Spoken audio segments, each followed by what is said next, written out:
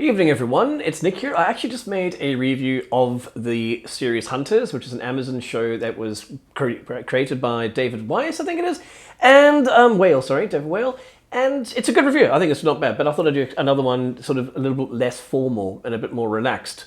Catch you guys now.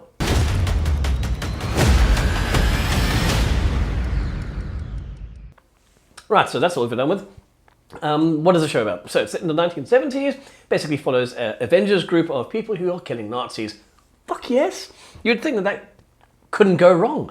And I think to a large degree it doesn't go wrong. I think it gets a lot of things right. Let's have a look at what it gets right. So, the things in the show that I absolutely loved.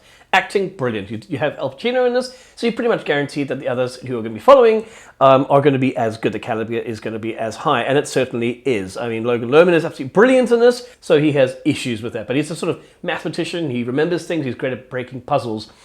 He is kind of befriended and brought into, as I mentioned, this kind of, I suppose, Avengers almost, Xavier, school for the gifted.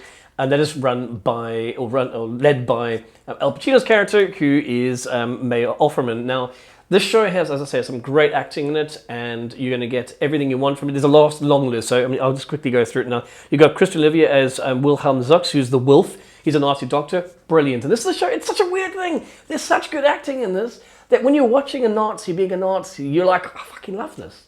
Greg Austin, who appeared in one of the Doctor Who spin-off things, Who Fucking Cares? And he is this young, he believes in the Nazi ideals. He is actually American, he's not German, and they keep testing him. So basically he's trying to ingratiate himself into the Nazi Brotherhood, I suppose, or Reich, Fourth Reich, I think they keep mentioning Fourth Reich in this. And he's so nefarious and so evil that you kind of, not side with him, but you want to watch more of him. I really thoroughly enjoyed watching him. He stole the scenes and ate up the scenery like you cannot believe. And it kind of made me feel guilty because you're kind of like, this Nazi's an asshole, but I fucking love what he's doing. Thankfully, he's actually an asshole to a lot of his own people, which is a nice thing, it's good. But he is kind of the sort of antag. There's 2 or 3 antags. So you've got him, Greg Austin, who plays Travis Lake. You have Dylan Baker, who plays Biff Simpson, who is in the government. He's a sort of snake or a spy. All of these guys, all these Nazis were basically brought over during the, just after the Second World War. The Americans wanted them because they wanted to, I suppose, get to the moon. They wanted to use the resource of these Nazi scientists to get there. And throughout the series, they're always going on about how Russia failed because they got the Nazis, and how that sort of justified the ends. A lot of these guys are hideous human beings, and they illustrate this in a lot of ways. There's a lot of flashbacks to the tortures and atrocities that took place in Auschwitz in particular. But the problem with this show, and they've fucked up pretty badly over here, I think it's episode 1 or it's episode 2, they have a scene that took place years beforehand during the Second World War, where you have a Nazi general or a Nazi officer playing chess with the lives of Jewish people and his Nazi officers or soldiers, and they're basically playing on a big chessboard, and if one of the pieces takes the other piece, their throat gets slit. Now this actually never happened. It's drawn directly from a book, and I forget the name of the book, so why they would put this in here, to me, the only why is that it's dramatically amazing to look at. I don't mean amazing in a good way, I mean it's shocking to look at because it's slow-paced. It shows how calculated the persecution of the Jewish people during the Second World War, and even now, certainly is and has been. So I think that's why they put it in there, but it unfortunately undermines a lot of what the show is trying to do. The show is certainly trying to remind people about what happened. And in a time like now, I think that's very important, especially with all the sort of Black Lives Matter, the hatred, not hatred, but the police brutality against African Americans, which is just unbelievable. We have a character in here actually who's a sort of hunting, she's a kick-ass kind of person. Reminds me a lot of what we had from the black exploitation movies in the 1970s. And this is kind of a Jewish exploitation movie, I suppose. But yeah, like I say, they're dealing with a lot of topical things here. But to add in things that you don't need to actually add in. Yes, as I mentioned, it looks dramatically wow.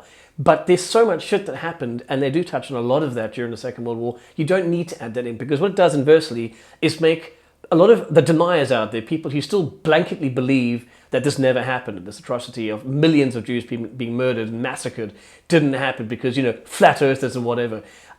They now have ammunition. They're going to say that never happened, and of course it didn't happen. And even though this is an Amazon show and it's a 10-part series, that it's still trying to deliver a message of what we shouldn't allow to happen again. In fact, that particular line of "let's never let this happen again" or "don't allow it to happen again" permeates throughout the show. And this is where I kind of got irritated, is that they let themselves down with some of the writing like this. As I mentioned, the acting is spectacular. There is nothing to fault with the acting. The music itself is brilliant too. They choose some amazing soundtracks. They also pepper in humor. When I mention humor, I mean much like Inglourious Basterds, you're kind of laughing at the gore. There's a lot of gore in this.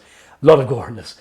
You're also laughing at some of the sort of scenes that people get into. There's a lot of scenes that people get into here, almost like sort of heists that go wrong, and you're left giggling. And I think that breaks the dramatic tension very well throughout this. But again, it keeps coming back to why do you add things that didn't take place, or why that, you know. In fact, there's such an uproar about this, and the impact of it, sort of characterizing or even creating caricatures of what happened during the Second World War, that the Jewish community, I forget not the actual Jewish community, it was, I think it was the Auschwitz-Birkenau State Museum said it was inaccurate to add those sort of things, and that another foundation actually said that they shouldn't have a season 2.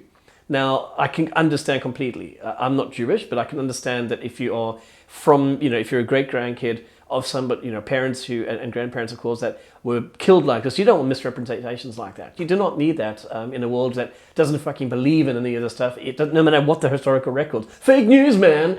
And that's what kind of annoys me. The show could have been so damn good. Because it is. On most levels, it is very, very well and competently made. And I think a lot of people don't appreciate that, for starters, and I can see why, as I said. At the same time, I think they really bungled this. They fucked it, kind of. And it really disappoints me because, as I say, I thoroughly enjoyed watching. It's a 10 episodes in the first season. That's if there even is a second season. Season 1 finishes on a cliffhanger where you're kind of like, oh my god, I need to see what's going to happen next. I hope we do get to see something. I hope they fix these issues of the writing in the first season. And my god, just looking at the response to this, it's a very polarizing show. I usually go on to have a look at Instagram every now and again, and just looking at some of the toxic assholes out there who were commenting, we don't need a show about Jews killing Nazis. We're over that. Nobody. You might be over that. A lot of people aren't. And as I say, making things up in the show then fuels that fire. It makes them go, see what I say? Told you so. So yeah, it's a bit of a disappointment, but I still think it's worth watching. I would give this a 7 out of 10, just purely from the sort of entertainment point of view. I think there is a place for it in the world. I hope they do fix some of the teething issues that the first season has, because there's so much to offer in the show. So definitely a 7 out of 10. Watch it and let me know what you think. And like I say, try not to be assholes in the comments, because my god, just on Instagram, the toxicity in that was borderline anti-sort of Semitic stuff going on, and it's just amazing how a show that tries to deal with all the hate in the world, of which is plenty right now, people in the comments section can't even stay off, people who haven't even watched the series, who have watched the trailer going, that's just a copy of Quentin Tarantino. Well, you realize that Quentin Tarantino has copied everything that he does, buddies out there. Anyway, it makes me a little bit frustrated to do that, to think about that. So I'll just go back to drinking a glass of wine. Catch you guys later.